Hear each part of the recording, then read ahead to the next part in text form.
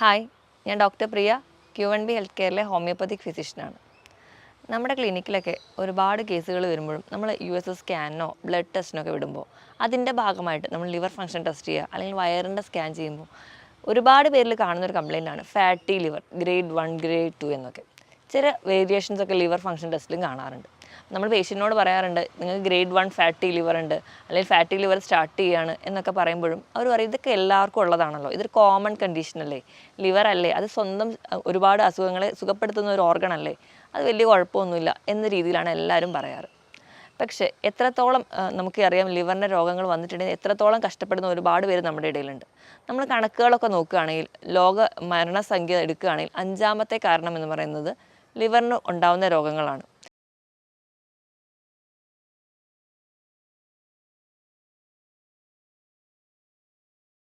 അപ്പോൾ നമ്മൾ വേണ്ട അല്ലെങ്കിൽ നിസ്സാരമാക്കി കാണുന്ന പല രോഗങ്ങളാണ് പിന്നീട് ലിവറിൻ്റെ ഒരു കംപ്ലീറ്റ് ഫെയിലിയറിലോട്ട് പോകുന്നത്. നമുക്കിന്ന് ഈ വീഡിയോയിലൂടെ എന്തൊക്കെയാണ് ലിവറിന് അപകടങ്ങളിലേക്ക് ആക്കുന്ന അസുഖങ്ങളെന്നും എന്തൊക്കെയാണ് ശരീരം കാണിക്കുന്ന ലക്ഷണങ്ങളെന്നും നമുക്ക് ലിവറിനെ പ്രൊട്ടക്റ്റ് ചെയ്യാൻ എന്തൊക്കെ ഭക്ഷണം കഴിക്കണമെന്നും വിശദീകരിച്ച് നോക്കാം.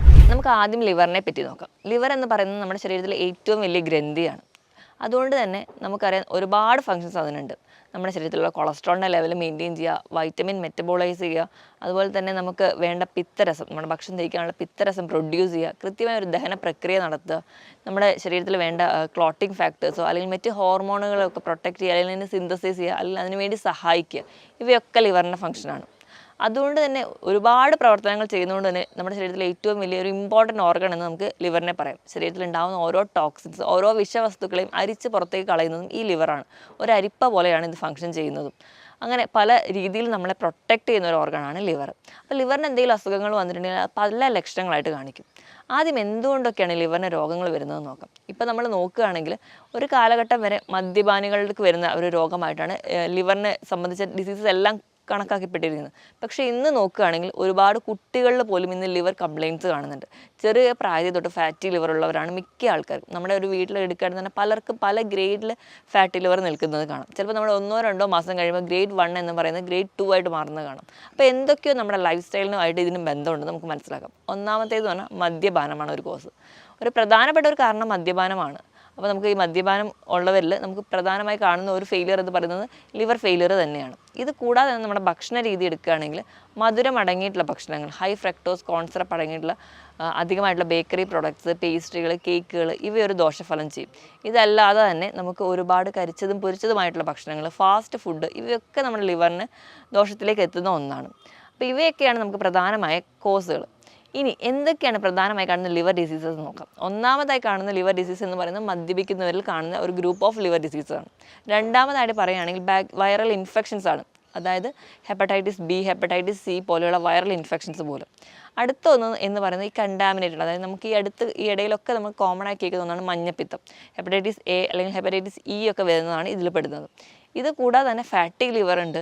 ഈ ഫാറ്റി ലിവർ പ്രോഗ്രസ് ചെയ്ത് പോയിട്ട് അതിൻ്റെ ഒരു എൻഡ് സ്റ്റേജ് എന്ന് പറയുമ്പോൾ ലിവർ സിറോസിസ് ഉണ്ട്. ഇങ്ങനെ പല പ്രശ്നങ്ങളും നമുക്ക് കാണാൻ പറ്റും. ഇത്രയേറെ പ്രശ്നങ്ങൾ നമുക്ക് ഉണ്ടെങ്കിലും പലർക്കും ഈ ലിവറിൻ്റെ അസുഖം എന്ന് പറയുന്നത് നിസ്സാരമായി കാണും, അല്ലെങ്കിൽ അത് ശ്രദ്ധിക്കാതെ പോകും. നമ്മുടെ ശരീരം തന്നെ പല ലക്ഷണങ്ങൾ അത് കാണിക്കുന്നുണ്ടാവും. നമ്മുടെ ശരീരം തന്നെ ഒരുപാട് ലിവർ തന്നെ ഫൈറ്റ് ചെയ്യുന്നുണ്ടാവും ആ ഒരു അസുഖങ്ങളെ മാറ്റാൻ വേണ്ടി. പക്ഷെ നമ്മൾ വേണ്ട രീതിയിൽ ഒരു ശ്രദ്ധ കൊടുക്കാതെ പോകുന്നതുകൊണ്ട് ശരീരം ഓരോരോ ലക്ഷണങ്ങളായിട്ട് നമ്മുടെ മുമ്പിലോട്ട് കൊണ്ടുവരും. ആ ലക്ഷണങ്ങൾ ഏതൊക്കെയാണെന്ന് നോക്കാം. ഒന്നാമതായി പറയുകയാണെങ്കിൽ കഠിനമായ ക്ഷീണമാണ്. കഠിനമായ ക്ഷീണം ഇപ്പോൾ ലിവറിന് മാത്രമല്ല പല രോഗങ്ങൾ കൊണ്ടുണ്ടാവും. അപ്പോൾ നമുക്ക് കൃത്യമായിട്ടൊന്നും തിരിച്ചറിയാൻ പറ്റില്ല. അതിനൊന്നാമത്തെ കാരണം എന്ന് പറയുന്നത് ഈ മെറ്റബോളിസം. നമ്മുടെ ലിവറിലാണ് എല്ലാ മെറ്റബോളിസം നടക്കുന്നത്. ഈ ഒരു മെറ്റബോളിസം മൊത്തത്തിൽ തകരാറിലാവുന്നതിൻ്റെ ഭാഗമായിട്ട് കഠിനമായ ക്ഷീണം തോന്നാറുണ്ട്. രണ്ടാമതായി കാണുന്ന ഒരു പ്രധാനപ്പെട്ട ലക്ഷണം എന്ന് പറയുന്നത് നമ്മൾ പെട്ടെന്ന് അങ്ങ് ക്ഷീണിക്കുക. ക്ഷീണിക്കുന്നതിൻ്റെ ഭാഗമായിട്ട് നമുക്ക് വയറ് നല്ലപോലെ ചാടും, പക്ഷേ ശരീരം അങ്ങ് ക്ഷീണിക്കും. ഒരു മാസം കൊണ്ട് ഒരു 10 കിലോ വരെ കുറയുന്നത് കാണാം. ഇതിൻ്റെ ഒരു പ്രധാന കാരണം എന്ന് പറഞ്ഞാൽ നമ്മുടെ ശരീരത്തിലെ പ്രോട്ടീൻ മെറ്റബോളിസം നടക്കുന്നതും ലിവറിലാണ്. അപ്പോൾ ഇങ്ങനെ പ്രോട്ടീൻ മെറ്റബോളിസം ഒക്കെ തകരാറിലാവുന്നതിൻ്റെ ഭാഗമായിട്ട് നമ്മുടെ ശരീരത്തിൽ നിന്ന് അല്ലെങ്കിൽ നമ്മുടെ മസിലുകളിലുള്ള പ്രോട്ടീൻ ശരീരം വലിച്ചെടുക്കാൻ തുടങ്ങും, അത് ഉപയോഗിക്കാൻ തുടങ്ങും. അതിൻ്റെ ഭാഗമായിട്ടാണ് കൈകാലുകൾ പെട്ടെന്ന് ശോഷിക്കുകയും വയറ് ചാടുകയും ചെയ്യും. ഇങ്ങനെ വയറ് ചാടാൻ വേറൊരു കാരണം കൂടിയുണ്ട്. നമ്മുടെ രക്തത്തിൽ ഫ്ലൂയിഡ് പ്രോട്ടീൻ എന്ന് അറിയപ്പെടുന്നത് ആൽബുമിനാണ്. ഈ ആൽബുമിൻ്റെ സിന്തസിസ് നടക്കുന്നതും ലിവറിലാണ്. ഈ ഒരു സിന്തസിസ് കറക്റ്റായിട്ട് നടക്കാത്തതിൻ്റെ ഭാഗമായിട്ട് ബ്ലഡിലുള്ള ആ ഒരു ഫ്ലൂയിഡ് പ്രോട്ടീൻ കുറയും. അതിൻ്റെ ഭാഗമായിട്ട് ആ ഒരു ആൽബുമിൻ എന്ന് പറയുന്നത് നമ്മുടെ വയറിലോ അല്ലെങ്കിൽ അത് വേറെ എവിടെയെങ്കിലും അക്യുമുലേറ്റ് ചെയ്യാനും തുടങ്ങും, ശരീരത്തിലെ ബാക്കി പ്രോട്ടീനുകളെ യൂസ് ചെയ്തിട്ട്. അതുകൊണ്ട് വയറ് മാത്രം ചാടി നിൽക്കുന്നത് കാണാം. ഇത് തന്നെ നമുക്ക് ഫാറ്റി ലിവറൊക്കെ ഉണ്ടോ എന്നറിയാൻ, അല്ലെങ്കിൽ നമ്മൾ ഡൗട്ട് ചെയ്യുന്ന ഒരു പേഷ്യൻറ്റ് വരുമ്പോൾ തന്നെ ഈ വയറ് ചാടി നിൽക്കുമ്പോൾ നമ്മൾ സ്കാനിങ്ങിന് എന്തായാലും വിടാനുള്ള ഒരു കാരണം എന്ന് പറയുന്നത് ലിവർ കംപ്ലയിൻസിനൊക്കെ ഈ അമിതമായിട്ട് വയറ് ചാടുന്നത് കാണും. ഈ വയറ് ചാടുന്നവർ ഒരുപാട് പേര് പറയുന്നതാണ്, എനിക്ക് ഗ്യാസിൻ്റെ പ്രശ്നമുണ്ട്. ഗ്യാസിൻ്റെ പ്രശ്നം എനിക്ക് ഇപ്പോഴല്ല, നേരത്തെ തൊട്ടേ തുടങ്ങിയിട്ടുണ്ട്. പക്ഷേ ഞാനത് വലിയ കാര്യമാക്കാറില്ല. അല്ലെങ്കിൽ അപ്പം എന്തെങ്കിലും ഒരു മെഡിസിൻസ് കഴിക്കും, അല്ലെങ്കിൽ അപ്പം എന്തെങ്കിലും ഒറ്റമൂലി നോക്കും. ഇത് നേരത്തെ തുടങ്ങിയ ഒരു കംപ്ലയിൻ്റ് ആണെന്ന് നമ്മളാരും വലിയ ഇമ്പോർട്ടൻസ് കൊടുക്കില്ല. ഇത് ഒരു വലിയൊരു ലക്ഷണമാണ് ലിവർ കംപ്ലയിൻസിന്. കണ്ടിന്യൂസ് ആയിട്ട് അല്ലെങ്കിൽ എപ്പോഴും പുളിച്ച തകട്ടൽ, അല്ലെങ്കിൽ ഭക്ഷണം ദഹിക്കുന്നില്ല, ഭക്ഷണം കഴിച്ച ഉടനെ ഗ്യാസിൻ്റെ ബുദ്ധിമുട്ട്, വയറ് വീർത്തിരിക്കുക, ബ്ലോട്ടിങ് സെൻസേഷൻസ് ഒക്കെ വയറിൽ തോന്നുക, ഇങ്ങനെയുള്ള പ്രശ്നങ്ങളൊക്കെ ഉണ്ടാവാറുണ്ട്. ഇങ്ങനെയുള്ള പ്രശ്നങ്ങളൊക്കെ ഉണ്ടാകുന്നതിൻ്റെ ഭാഗം എന്ന് വെച്ചിട്ടുണ്ടെങ്കിൽ ഒന്ന് ഈ ദഹന പ്രക്രിയ കൃത്യമായിട്ട് നടക്കുന്നില്ല. അതോടൊപ്പം തന്നെ നമ്മുടെ കരളിലേക്കുള്ള ഈ ഒരു എപ്പോഴും ഈ വയറിൽ പുളിച്ച തകട്ടൽ ഇങ്ങനെയൊക്കെ നിൽക്കുന്നതുകൊണ്ട് വയറിലേക്ക് കറക്റ്റായിട്ടൊരു ബ്ലഡ് സപ്ലൈ, അല്ലെങ്കിൽ ലിവറിലേക്ക് കറക്റ്റായിട്ടൊരു ബ്ലഡ് സപ്ലൈ കിട്ടുന്നില്ല. ലിവറിലേക്ക് കറക്റ്റായിട്ട് ഒരു ബ്ലഡ് സപ്ലൈ ഇല്ലാത്തത് കൊണ്ട് തന്നെ ഈ ലിവറിന് അടുത്തുള്ള ബ്ലഡ് വെസൽസൊക്കെ വീർത്ത് വരാൻ തുടങ്ങും. ഇതിനെ നമ്മൾ വേരിസസ് അല്ലെങ്കിൽ പോർട്ടൽ ഹൈപ്പർ ടെൻഷനിലോട്ടൊക്കെ എത്തിക്കുന്ന കാരണങ്ങളാണ്. ഇങ്ങനെ കറക്റ്റായിട്ട് ഒരു ബ്ലഡ് സപ്ലൈ ഇല്ലാത്തതുകൊണ്ട് പുതിയ പുതിയ ചെറിയ രക്തക്കൊഴലുകളൊക്കെ ലിവറിൽ ഫോം ചെയ്യാൻ തുടങ്ങും. ഈ ചെറിയ രക്തക്കൊഴലുകൾ വളരെ കട്ടി കുറഞ്ഞതായത് പെട്ടെന്ന് പൊട്ടിപ്പോകാൻ തുടങ്ങും. അവ ചെറിയ ചെറിയ ബ്ലീഡിങ്ങിലൂടെ നമ്മൾ എത്തിക്കും. ഇതൊക്കെ ഒരു ലേറ്റർ സ്റ്റേജിലോട്ട് കൊണ്ടുപോകുന്ന ഒരു അവസ്ഥയിൽ എത്തുമ്പോഴാണ് നമ്മളിത് തിരിച്ചറിയാറ്. ഇതിന് മുൻപ് നമുക്ക് തുടങ്ങുമ്പോൾ ഗ്യാസിൻ്റെ ബുദ്ധിമുട്ടായിട്ടോ നെഞ്ചരിച്ചിലായിട്ടോ പുളിച്ച തകട്ടലായിട്ടോ ഒക്കെ പ്രസൻറ്റ് ചെയ്യും. നമ്മളത് വേണ്ട രീതിയിൽ ശ്രദ്ധിക്കാത്തതുകൊണ്ട് അറിയാതെ പോകുന്നതാണ്. അതോടൊപ്പം തന്നെ ഓക്കാനും ഛർദിലൊക്കെ കാണാം. കാരണം ലിവറാണ് നമ്മുടെ ശരീരത്തിലെ എല്ലാ ടോക്സിനെയും പുറത്ത് കളയുന്നത്. നമ്മുടെ ശരീരത്തിൽ ഈ ലിവറിൻ്റെ ഫങ്ഷൻസൊക്കെ തെറ്റിക്കിടക്കുന്നതുകൊണ്ട് ടോക്സിൻസ് ഒന്നും പുറത്തേക്ക് പോരുന്നില്ല. അതിൻ്റെ ഭാഗമായിട്ട് നമുക്കത് എങ്ങനെയെങ്കിലും ഒന്ന് പുറത്ത് കളയണമല്ലോ എന്ന് ഓർത്തിട്ട് ശരീരം തന്നെ ഓക്കാനിച്ചും ഛർദിച്ചും ഒക്കെ കാണിക്കുന്നതാവും. അതിൻ്റെ ഭാഗമായിട്ട് തന്നെയാണ് നമുക്ക് ശരീരത്തിൽ ചൊറിച്ചിൽ അനുഭവപ്പെടുക. ഈ ഒരു ടോക്സിൻസ് ഒക്കെ നമ്മുടെ ശരീരത്തിൽ കെട്ടിക്കിടക്കുന്നത് കൊണ്ട് തന്നെ പല ഭാഗങ്ങളും നമുക്ക് ചൊറിച്ചിൽ പറയാറുണ്ട്. അവരുടെ സ്കിൻ തന്നെ ഡ്രൈ ആവും, അവരെപ്പോഴും അത് ചൊറിഞ്ഞുകൊണ്ടിരിക്കുന്നതൊക്കെ കാണാറുണ്ട്. ഈ ഒരു സിംറ്റംസ് ഒക്കെ ലിവർ നമ്മൾ കാണിച്ചു തരുന്നതാണ്. ഇതിനോടൊപ്പം തന്നെ നമുക്കറിയാം ലിവറാണ് നമ്മുടെ ബിലിറൂബിൻ എന്ന് പറയുന്ന കമ്പോണൻറ്റ്. ബിലിറൂബിൻ എന്ന് പറയുമ്പോൾ നമ്മുടെ RBCയിൽ രക്തത്തിൽ നിന്ന് വരുന്ന ഒരു പ്രൊഡക്റ്റായിട്ടാണ് വരുന്നത്. ഇത് പുറന്തള്ളുന്നതും ലിവറാണ്. ഇത് കറക്റ്റായിട്ട് പുറന്തള്ളാൻ പറ്റാത്തത് കൊണ്ടാണ് നമുക്ക് മഞ്ഞപ്പിത്തത്തിൻ്റെ ലക്ഷണം പോലെ കണ്ണിൽ മഞ്ഞ നിറം വരിക, കയ്യിൽ, വായിൽ, അങ്ങനെ പല ഭാഗങ്ങളിൽ, നഖത്തിൽ ഇവയൊക്കെ മഞ്ഞ നിറം വരുമ്പോൾ ഇതൊക്കെ ഒരു ലിവറിനെ അപകടത്തിലാക്കുന്ന ലക്ഷണങ്ങളാണ്. ഈ ലിവറിന് പ്രോപ്പറായിട്ട് ഫങ്ഷൻ ചെയ്യാൻ പറ്റാത്തതുകൊണ്ട് ബിലിറൂബിൻ പുറന്തള്ളാതെ വരുന്നു. അതോടൊപ്പം തന്നെ നമ്മുടെ മൂത്രം എടുക്കുകയാണെങ്കിൽ നല്ല കടും മഞ്ഞ നിറം ഉണ്ടാവും. പക്ഷേ മലത്തിന് പെയിൽ കളറായിട്ട്, ആ ഒരു ബ്രൗണിഷ് കളറിൽ പെയിലായിട്ട് പ്രസൻറ്റ് ചെയ്യുന്നതും കാണാം. ഇവയും നമ്മുടെ ലിവറിൻ്റെ ഫങ്ഷൻസിന് പ്രശ്നം വരുമ്പോൾ കാണിക്കുന്നതാണ്. ഇതോടൊപ്പം തന്നെ ഒരു മെൻ്റൽ കൺഫ്യൂഷൻസ്, അതായത് പറയുന്നത് ഒരു ക്ലിയർ ആയിട്ട് പറയാതിരിക്കുക, ഒരു കണ്ടിന്യൂറ്റി കിട്ടാതിരിക്കുക, അല്ലെങ്കിൽ ക്ലിയർ ആയിട്ട് പ്രൊനൗൺസ് ചെയ്യാൻ പറ്റുന്നില്ല, ഒരു കൺഫ്യൂഷൻ സ്റ്റേജ്, അത് നമുക്ക് ലിവർ ഡിസീസിൻ്റെ ഒരു എൻഡ് സ്റ്റേജിൽ നിങ്ങൾക്ക് കാണാൻ പറ്റും. അതോടൊപ്പം തന്നെ ഉറക്കമില്ലായ്മ നിങ്ങൾക്ക് കാണാം. ഉറക്കമില്ലായ്മ കാണുന്നതെന്ന് വെച്ചിട്ടുണ്ടെങ്കിൽ രാത്രി ഉറക്കമില്ല, പക്ഷെ പകൽ നല്ല ഉറക്കം അവർക്കുണ്ടാവും. ഈ ഒരു സ്റ്റേജിലാണ് പ്രസൻറ്റ് ചെയ്തിരിക്കുക. ഇപ്പോൾ മദ്യപിച്ച് വരുന്ന ഒരാളാണെങ്കിൽ അവർക്ക് രാത്രി വന്ന് കിടന്നു കഴിഞ്ഞാൽ ആ ഒരു ടൈമിൽ അവർക്ക് ഉറക്കം കിട്ടില്ല. ഒരു വെളുപ്പിന് ആ ഒരു ടൈം ആകുമ്പോഴത്തേക്കും അവർക്ക് നല്ല ഉറക്കം കിട്ടും. ആ ഒരു ഉറക്കം അവർ ഉച്ചവരെ കിടന്നുറങ്ങും. ഇനി ഉച്ചവരെ കിടന്നുറങ്ങും, അവരുടെ ഭക്ഷണത്തിൻ്റെ ആ ഒരു പാറ്റേൺ തെറ്റിപ്പോകുന്നു, അവരുടെ ശരീരത്തിൽ വേണ്ട ന്യൂട്രീഷൻസ് ഒന്നും എത്തുന്നില്ല, ലിവർ വീണ്ടും അപകടത്തിലാവുന്നു. അവർക്ക് ഈ ഒരു പകൽ ഉറങ്ങുന്നതുകൊണ്ട് രാത്രി വീണ്ടും ഉറക്കം കിട്ടുന്നില്ല. ഈ ഒരു സൈക്കിൾ ഇങ്ങനെ കറങ്ങിക്കൊണ്ടേയിരിക്കും. ഇങ്ങനെ ഒരു ഉറക്കമില്ലായ്മയായിരിക്കും അവർക്ക് പ്രസൻറ്റ് ചെയ്യുക. ഇതോടൊപ്പം തന്നെ കഠിനമായ ക്ഷീണം, ശരീരം മെലിയ, ഈ തുടങ്ങിയ ലക്ഷണങ്ങളൊക്കെ കാണുകയാണെങ്കിൽ ഇതൊക്കെ ലിവറിന് കംപ്ലയിൻറ്റ് ഉണ്ടാകുന്നതിലാണ് കൂടുതലായിട്ടും പ്രസൻറ്റ് ചെയ്യുക. ഈ പറഞ്ഞ ലക്ഷണത്തിനോടൊപ്പം തന്നെ നിങ്ങളുടെ ശരീരത്തിൽ പെട്ടെന്ന് ഒരു ബ്രൂയിസ് ഫോം ചെയ്യും. ബ്രൂയിസ് എന്ന് പറഞ്ഞാൽ ചതവ്. ഇപ്പം നമ്മൾ ആരെങ്കിലും കയ്യിലൊന്ന് ജസ്റ്റ് എവിടെയെങ്കിലും ഒന്ന് ഇടിക്കുക, ചെറുതായിട്ടൊന്ന് ഇടിക്കുക തന്നെ ആ ഒരു ഏരിയ നീലിച്ച് വരിക, അല്ലെങ്കിൽ നമ്മൾ പെട്ടെന്ന് ആരെങ്കിലും കയ്യിലൊന്ന് മുറുക്കി പിടിച്ച് ആ ഒരു ഏരിയ നീലിച്ച് വരിക, ഇങ്ങനെയുള്ള കണ്ടീഷൻസ് കാണുകയാണെങ്കിലും അതും നിങ്ങൾക്ക് ലിവറിനുമായിട്ട് ഡിസീസുമായിട്ട് റിലേറ്റഡ് ആണ്. അതിന് കാരണം എന്ന് വെച്ചിട്ടുണ്ടെങ്കിൽ ഇവിടെ എന്ന് പറയുമ്പോൾ ക്ലോട്ടിംഗ് ഫാക്ടേഴ്സ്, ഇതൊക്കെ നമ്മുടെ രക്തത്തിൽ കട്ട പിടിക്കാൻ സഹായിക്കുന്ന ക്ലോട്ടിംഗ് ഫാക്ടേഴ്സ് ഉണ്ടാക്കുന്ന ലിവറിലാണ്. ഇവയുടെ ഫംഗ്ഷനിങ് പ്രോപ്പർ ആവാത്തതുകൊണ്ടോ അല്ലെങ്കിൽ ഇവരുടെ ഉൽപ്പാദനം കൃത്യമല്ലാത്തത് കൊണ്ടുമാണ് ഇങ്ങനെ ഒരു കംപ്ലയിൻറ്റ് ഉണ്ടാകുന്നത്. ഇതുകൂടാതെ തന്നെ രോഗപ്രതിരോധ ശേഷി കുറയുന്നതായിട്ട് കാണാം. പ്രധാനമായിട്ടും ബാക്ടീരിയൽ ഇൻഫെക്ഷൻസ് പെട്ടെന്ന് വരുന്നത് പോലെ നമുക്ക് കാണാം. ഇതോടൊപ്പം തന്നെ നല്ലപോലെ കാലിൽ നീര്, അല്ലെങ്കിൽ നമ്മുടെ ശരീരത്തിന് തൂങ്ങിക്കിടക്കുന്ന എല്ലാ ഭാഗത്തും നീര് വരും. അടിവയറ്, കൈയിൻ്റെ മുട്ട്, താടി, കാല്, ഇവയൊക്കെ നീര് വരുന്നതായിട്ട് കാണാം. ഇതൊരു ഫ്ലൂയിഡ് റിട്ടൻഷൻ, അതായത് സോഡിയം പൊട്ടാസ്യം ഒരു ഇംബാലൻസ് വരുന്നത് കൊണ്ട് നീര് വരുന്നതാണ്. അപ്പോൾ ഈ ഒരു നീരിൻ്റെ പ്രത്യേകത എന്ന് വെച്ചാൽ നമ്മൾ റെസ്റ്റ് എടുത്താൽ അതങ്ങ് മാറും, നമ്മൾ നിൽക്കുമ്പോൾ അത് ഡിപ്പെൻഡൻറ്റ് പാർട്ടിൽ ഫുള്ള് നീര് വരുന്നതായിട്ട് കാണാം. ഇതൊക്കെയാണ് പ്രധാനമായിട്ടും ലിവർ അപകടത്തിലാകുമ്പോൾ ശരീരം കാണിക്കുന്ന ലക്ഷണങ്ങൾ. ഈ ലക്ഷണത്തിനോടൊപ്പം തന്നെ നമുക്ക് കാണാവുന്ന ഒന്നാണ്. നല്ല ഫെയർ ആയിട്ട് അല്ലെങ്കിൽ നല്ല നിറം ഉണ്ടായിരുന്ന ഒരാൾ പെട്ടെന്ന് ഡിമ്മായി പോകും, അവരുടെ കളർ കുറഞ്ഞു പോകുന്നതായിട്ട് കാണാം.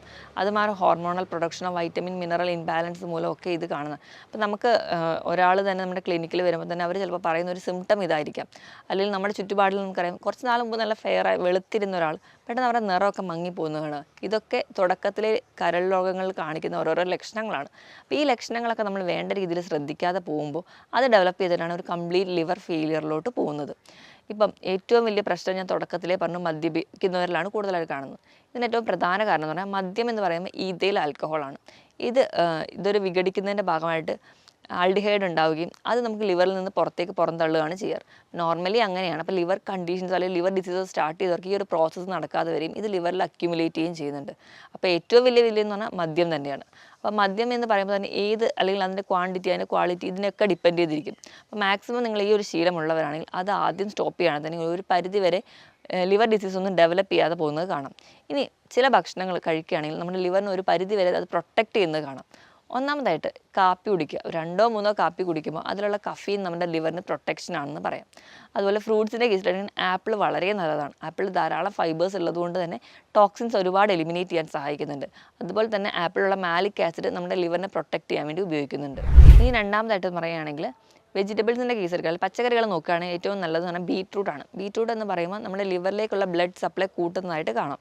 അതുപോലെ തന്നെ പാവയ്ക്ക, ഇവയും കഴിക്കുന്നത് നമ്മുടെ ലിവറിനെ പ്രൊട്ടക്റ്റ് ചെയ്യാൻ വളരെ നല്ലതാണ്. ഒലിവ് ഓയിൽ സ്ഥിരമായി കഴിക്കാം. നമുക്ക് സാലഡിൻ്റെ കൂടെയോ അല്ലാതെയൊക്കെ കഴിക്കാം. അതിലുള്ള ഒമേഗ 3 ഫാറ്റി ആസിഡ്സ് നമ്മുടെ ലിവറിനെ പ്രൊട്ടക്റ്റ് ചെയ്യുന്നു. അതുപോലെ ഫ്രൂട്ട്സിൽ അവോക്കാഡോ അല്ലെങ്കിൽ ബട്ടർ ഫ്രൂട്ട് എന്ന് പറയുന്നതിൽ ധാരാളം നല്ല കൊഴുപ്പ് അടങ്ങിയിട്ടുണ്ട്. ഇവയും ലിവറിൻ്റെ പ്രൊട്ടക്ഷന് വേണ്ടി നമ്മളെ സഹായിക്കുന്നതാണ്. അതുപോലെ നമ്മൾ സ്ഥിരമായിട്ട് ഭക്ഷണത്തിലൂടെ തൈര് ഉൾപ്പെടുത്താൻ വേണ്ടി ശ്രദ്ധിക്കുക. തൈര് എന്ന് പറയുമ്പോൾ നല്ലൊരു പ്രൊബയോട്ടിക്കാണ്. പ്രോബയോട്ടിക് എന്ന് പറയുമ്പോൾ തന്നെ നമ്മുടെ ശരീരത്തിൽ ഗുണങ്ങൾ ചെയ്യുന്ന ഒരുപാട് ബാക്ടീരിയകളുണ്ട്. മിക്ക രോഗങ്ങളും നമ്മുടെ ശരീരത്തിലെ മിക്ക രോഗങ്ങളും മിക്ക ഓട്ടോ ഇമ്മ്യൂൺ കണ്ടീഷൻസും ഒക്കെ എടുക്കുകയാണെങ്കിൽ അതിനൊരു പ്രധാന കാരണം എന്ന് പറഞ്ഞാൽ നമ്മുടെ ഗട്ടിൻ്റെ ആരോഗ്യമില്ലായ്മയാണ്. അപ്പോൾ നമ്മുടെ ഗട്ടിൻ്റെ ആരോഗ്യം നിലനിർത്താൻ ഏറ്റവും നല്ലതെന്ന് പറയുന്നത് തൈരാണ്. പുളിയില്ലാത്ത തൈര് സ്ഥിരം ഭക്ഷണത്തിനോട് കൂടി കഴിക്കുകയാണെങ്കിൽ അത് അത്രയും നല്ലതാണ്. അപ്പോൾ നമുക്ക് നല്ലൊരു പ്രോബയോട്ടിക് ആയതുകൊണ്ട് തന്നെ നമ്മുടെ ഗട്ടിൻ്റെ ആരോഗ്യം നിലനിർത്താം. നമുക്ക് അസിഡിറ്റി അല്ലെങ്കിൽ നെഞ്ചരിച്ചിട്ട് പോലെയുള്ള ബുദ്ധിമുട്ടുകൾ കുറയുന്നതായിട്ട് കാണാം. അപ്പോൾ കൃത്യമായ ഒരു ദഹന പ്രക്രിയ നടക്കും. അപ്പോൾ ഇതൊരു സൈക്കിൾ പോലെ നമ്മുടെ ലിവറിനെ പ്രൊട്ടക്റ്റ് ചെയ്യുന്നത് കാണാം. ചെറുനാരങ്ങ നിങ്ങൾക്ക് സ്ഥിരമായി കഴിക്കുന്നത് നല്ലതാണ്. ധാരാളം വൈറ്റമിൻ സി ഉണ്ട്. അതുകൊണ്ട് തന്നെ ലിവറിൻ്റെ പ്രൊട്ടക്ഷന് വളരെ നല്ലതാണ്. വൈറ്റമിൻ സി ഉള്ളതുകൊണ്ടും അല്ലെങ്കിൽ ഇങ്ങനെ പുളിയുള്ളൊരു ഫ്രൂട്ട് ആയതുകൊണ്ടും അസിഡിറ്റി ഉള്ളവരാണെങ്കിൽ കുറഞ്ഞ അളവിൽ മാത്രം ഉപയോഗിക്കാൻ വേണ്ടി ശ്രദ്ധിക്കുക. ഈ പറഞ്ഞ പച്ചക്കറികളും പഴവർഗ്ഗങ്ങളും നിങ്ങൾ സ്ഥിരമായിട്ട് ഉൾപ്പെടുത്തുക. അതോടൊപ്പം തന്നെ മഞ്ഞൾ, ഇഞ്ചി, വെളുത്തുള്ളി ഇവ സ്ഥിരമായി കഴിക്കുക. ഇതിലൊക്കെ ധാരാളം ആൻറ്റി ഓക്സിഡൻസ് ഉണ്ട്. അപ്പോൾ ലിവറിനൊരു ഇൻഫ്ലമേഷനോ അല്ലെങ്കിൽ ലിവർ സെൽ ഡെത്തോ അങ്ങനത്തെ കണ്ടീഷൻസ് അല്ലെങ്കിൽ ഒരു ഓക്സിഡേറ്റീവ് സ്ട്രെസ്സ് നമ്മുടെ ലിവറിന് കൊടുക്കുന്ന കണ്ടീഷൻസ് നമ്മുടെ ശരീരത്തിൽ ഉണ്ടെങ്കിൽ അത് ഒഴിവാക്കാൻ വേണ്ടി ആൻറ്റി ഓക്സിഡൻസ് ആണ് എപ്പോഴും നല്ലത്. അപ്പോൾ ഈ ഒരു ഭക്ഷണങ്ങളൊക്കെ കൃത്യമായി കഴിക്കുക. അതിനോടൊപ്പം തന്നെ കൃത്യമായിട്ട് വെള്ളം കുടിക്കണം. വെള്ളം കുടിക്കേണ്ട അളവ് എന്ന് പറഞ്ഞു കഴിഞ്ഞാൽ നിങ്ങളുടെ ശരീരഭാരത്തിന് 25 കിലോയ്ക്ക് 1 ലിറ്റർ കണക്കെ വെള്ളം നിങ്ങൾ നല്ലപോലെ കുടിക്കാൻ വേണ്ടി ശ്രദ്ധിക്കുക. ഇതിനോടൊപ്പം തന്നെ കൃത്യമായി നിങ്ങളുടെ ബോഡി വെയിറ്റ് മെയിൻറ്റെയിൻ ചെയ്യുക. നിങ്ങളുടെ ഹൈറ്റിനനുസരിച്ച് തന്നെ നിങ്ങളുടെ ശരീരഭാരം മെയിൻറ്റെയിൻ ചെയ്യാൻ വേണ്ടി നിങ്ങൾ കൃത്യമായി ശ്രദ്ധിക്കണം. അതോടൊപ്പം നിങ്ങൾ ചെയ്യേണ്ടതെന്ന് വെച്ചാൽ കൃത്യമായ ഒരു വ്യായാമമാണ് വേണ്ടത്. വ്യായാമം എന്ന് പറയുമ്പോൾ രാവിലെ എണീറ്റ് നടക്കുക, അല്ലെങ്കിൽ ജോഗിങ്, അല്ലെങ്കിൽ സ്വിമ്മിങ്, അല്ലെങ്കിൽ നിങ്ങൾക്ക് സൈക്ലിംഗ്, ഇങ്ങനെ എന്ത് തരത്തിലുള്ള എക്സസൈസ് ചെയ്യാം. ഇതൊന്നും പറ്റിയില്ലെങ്കിൽ വീട്ടിൽ തന്നെ പാട്ടിട്ട് ചെറുതായി ഡാൻസ് ചെയ്യുക, അങ്ങനെ എറോബിക് എക്സസൈസിലൂടെ യോഗ, മെഡിറ്റേഷൻസ് ഇതൊക്കെ വളരെ നല്ലതാണ്. ഇതൊക്കെ നിങ്ങളെ കുറച്ചുകൂടെ എനർജറ്റിക് ആയിട്ട് നിർത്താൻ വേണ്ടി സഹായിക്കും. ആഴ്ചയിൽ 5 ദിവസമെങ്കിലും നിങ്ങൾ ഒരു അരമണിക്കൂറെങ്കിലും കൃത്യമായിട്ട് തന്നെ വ്യായാമം ചെയ്യുക. നല്ലപോലെ ഉറങ്ങുക. അതായത് നിങ്ങൾക്ക് ആവശ്യമുള്ള ഒരു 7-8 മണിക്കൂർ കൃത്യമായ ഉറക്കം കൂടി ഉണ്ടെങ്കിൽ നിങ്ങൾ ഒരുപാട് ശരീരം ഹെൽത്തി ആയിട്ടിരിക്കാൻ വേണ്ടി നിങ്ങളെ സഹായിക്കും.